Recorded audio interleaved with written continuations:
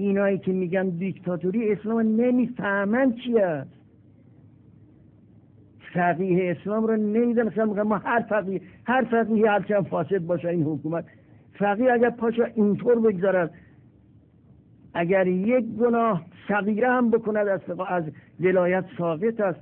مگر ولایت یه چیز آسونی است که بدن دست هر کس؟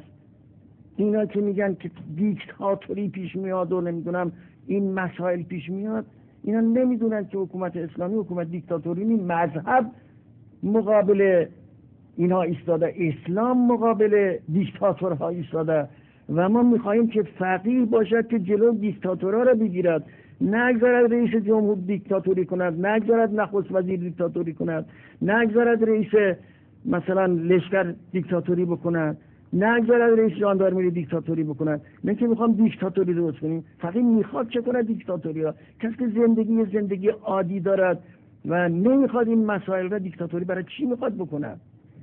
فرمایی تو کار نیست در اسلام.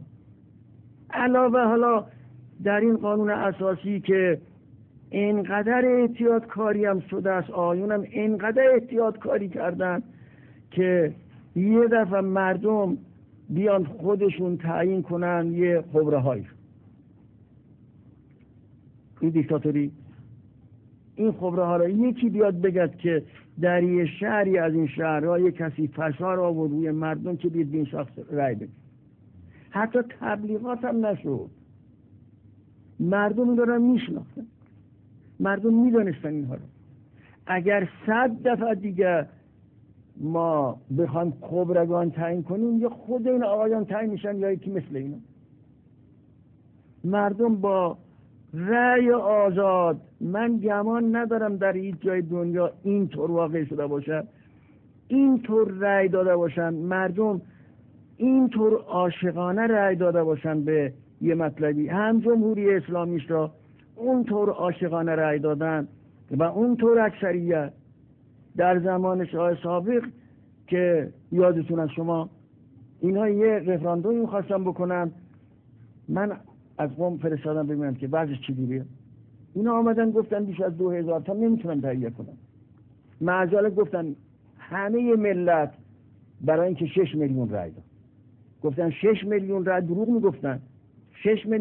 6 میلیون رأی دروغی را اونها میگفتن همه ملت. حالا ما یه جا 20 میلیون رأی داشتیم، یه جا هم که یه دسته نیومدن و قهر کردن. از بابی که اونا نمیدونستن که ما چی میخوام بگیم، قهر کردن، رفتن کنار نشستن.